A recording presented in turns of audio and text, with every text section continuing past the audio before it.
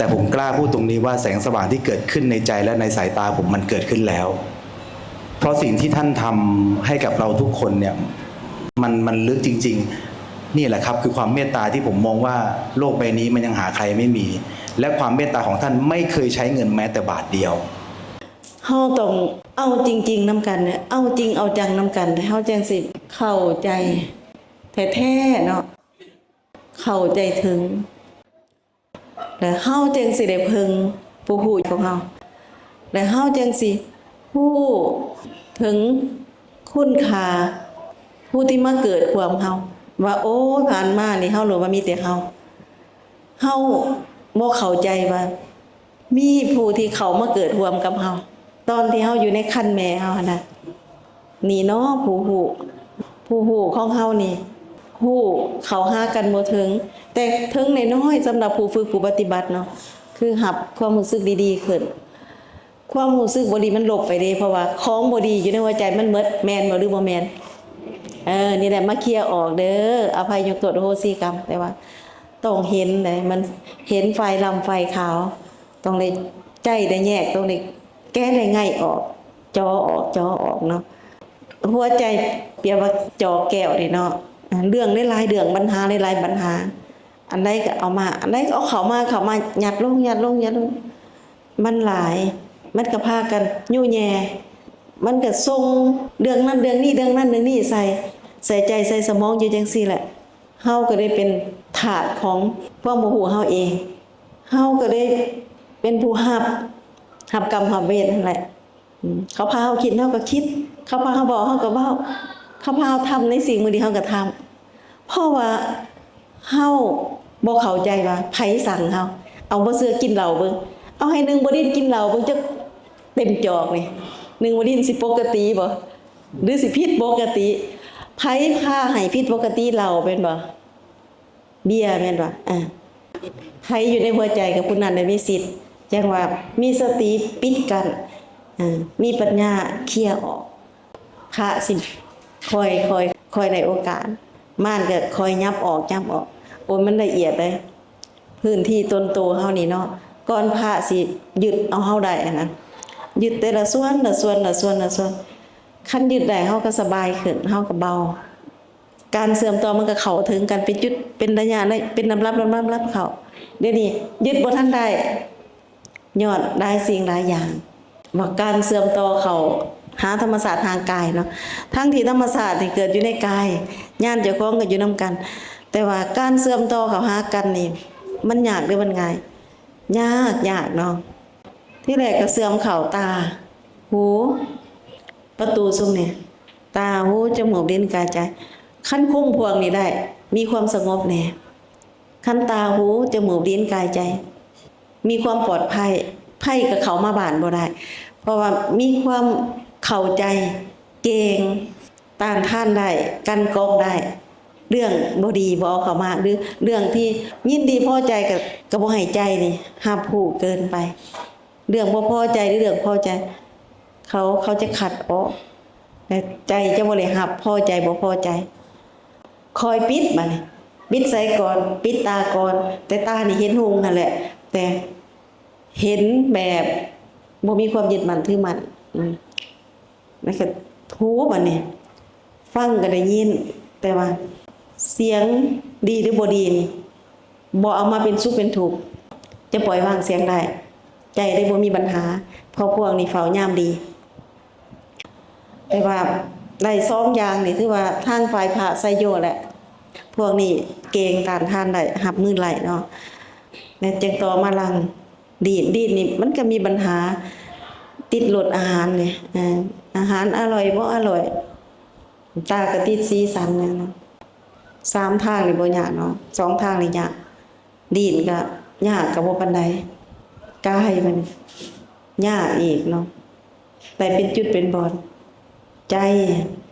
ลำบากที่สุดเพราะว่ามันมีของเก่าอัดอยู่ในหัวใจมีของเก่าอัดเห็นบ่จังว่าเขาบ่ถึงเลิก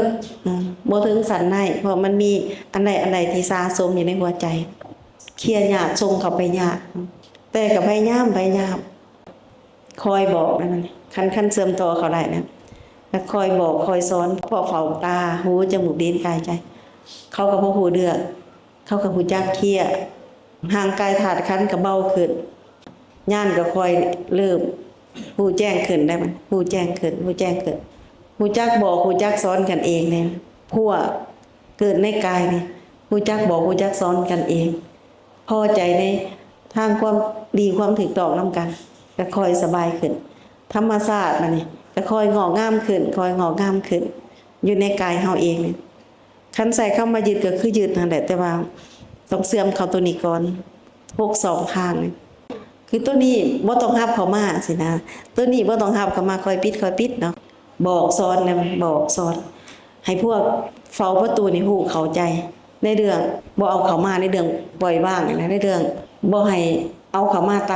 ามเห็นปึ๊บเอาเข้าปั๊บนี่มันสะสมเกินไปนะเขาก็เข้าใจมันเขาก็พอต้านทานช่วยกันทางหมดมันนี่กายใจก็พอมีแห้งขึ้นเบาขึ้นหายทุกข์ขึ้นค่อยๆเบาขึ้นเพราะว่าแก้ไขนำกันได้ผู้เฝ้ายามแต่ละ2ประตูนี่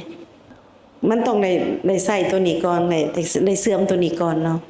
ได้ตั้งได้บอกได้สอนฝ่ายนี้ได้บอกสอนฝ่ายนี้ให้ฝ่ายนี้เข้าใจบอกสอนบ่ให้ผู้ปิดให้ผู้รับให้ผู้ทรงตัวใดบ่ควรเอาบ่เอาแต่ธรรมศาสตร์มันค่อยดีขึ้นค่อยเบาขึ้นนั่นแหละเพราะว่าปัญหาบ่ค่อยเข้ามาบาดเนาะมันนี่จบไปเนาะแล้วจะได้สิเข้าใจมันนี่มีข้อมูลอะไรอีกพอเริ่มสะอาดนะธรรมศาสตร์ธาตุนี่กับพอมีความสุขมันฝ่ายญาณก็มีโอกาสผู้แจ้งขึ้นฝ่ายพระมันนี่ที่เฮาเคารพธรรมศาสตร์เนาะก็เสื่อมต่อเขาง่ายได้มันเพราะว่าสิ่งปิดกันมันผู้เรื่องหูความสื่อสารกันได้นี่ระหว่างตัวเองกับตนเองระหว่างกายพวก6ทาง62ทางผู้จักหับผู้จักทรงผู้จักปิดผู้จักกันมีความสะอาดแต่ธรรมศาสตร์เริ่มสะอาดหัวใจคนนี่เริ่มสะอาดธรรมศาสตร์มีโอกาสธรรมศาสตร์ก็คอยส่งสัญญาณให้คนเฮาก็ได้ไปปฏิบัติได้มีความเมตตามีความรักมีความสงสารต่างเก่านิสัยดีขึ้นบ่คือเก่าบ่เครียดบ่แค้นคือเก่าแต่ก่อนนี่เรื่องน้อยๆก็เป็นเรื่องใหญ่เรื่องใหญ่นี่มันท่วมตัวเองเลยสินะแต่ตอนนี้บ่เป็นเนาะบ่หามาตื่มบ่หามาเพิ่มมีแต่เคลียร์ออกนั่นเองต้องใส่ใจในการเสริมต่อพยายามเอาความระลึกรู้สึกพยายามให้มีความถูกต้องและพยายามเคลียร์ธรรมศาสตร์จังสิรักษาประตูได้ดี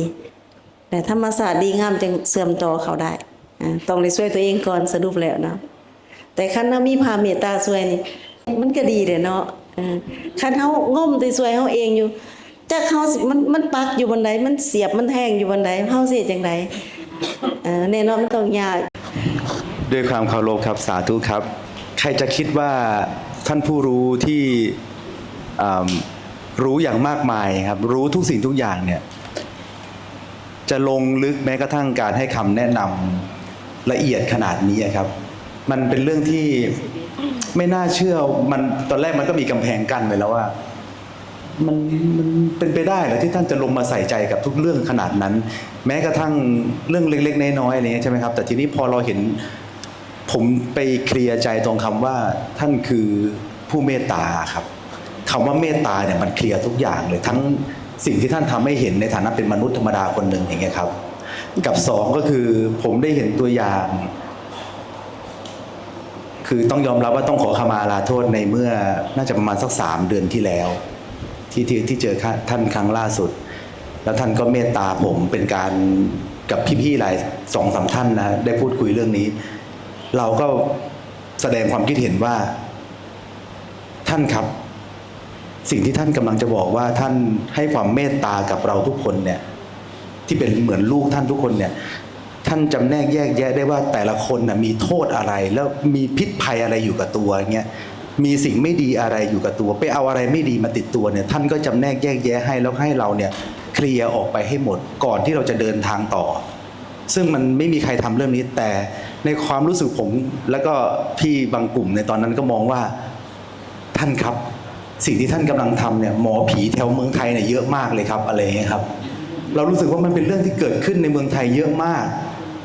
ไม่เห็นจะพิเศษตรงไหนเลยอะไรอย่างเงี้ยไม่เห็นจะดูแปลกประหลาดตรงไหน ไม่เห็นจะดูว่าดีกว่าทั่วไปตรงไหนอะไรเงี้ยซึ่งตรงนั้นต้องกราบขอขมาลาโทษอย่างสูงสุดครับ จนกระทั่งมาเมื่อวานนี้ แม้ไฟจะมืดไม่มีแสงสว่าง แต่ผมกล้าพูดตรงนี้ว่าแสงสว่างที่เกิดขึ้นในใจและในสายตาผมมันเกิดขึ้นแล้ว เพราะสิ่งที่ท่านทำให้กับเราทุกคนเนี่ยมันลึกจริงๆเหมือนผมมีเก้าอี้ลากติดตัวไปเก้าอี้เปรียบเสมือนเป็นพวกวิญญาณหรือเป็นสิ่งที่ไม่ดีกับตัวเรานะครับ เราเดินทางไปไหนก็แล้วแต่ เรามีเก้าอี้เนี่ยลากติดตัวไปตลอด5ตัว6ตัว แล้วเราจะหมดแรงเมื่อไหร่เราก็ไม่รู้ แล้วเราจะเดินไปทำสิ่งอื่นที่มันมีคุณค่าหรือจะไปปฏิบัติก็ตามเนี่ยมันจะเกิดขึ้นด้วยความบรรลุความเข้าใจความนิพพานหรือแล้วแต่ใครจะเรียกมันจะเกิดขึ้นได้ยังไงในเมื่อเราไม่เคลียร์ตัวเองตรงนี้ ท่านอุตส่าห์เมตตาเคลียร์ให้เราแล้วหยุดก่อนลูกก่อนที่ลูกจะเดินต่อ ด้วยการใช้พละกำลังที่สิ้นเปลืองโดยไม่มีเหตุไม่มีผล รู้หรือยังว่าตัวเองแบกอะไรไปด้วย นี่แหละครับคือความเมตตาที่ผมมองว่าโลกใบนี้มันยังหาใครไม่มี และความเมตตาของท่านไม่เคยใช้เงินแม้แต่บาทเดียว แต่ใช้ความตั้งมั่นศรัทธาของเราเองครับ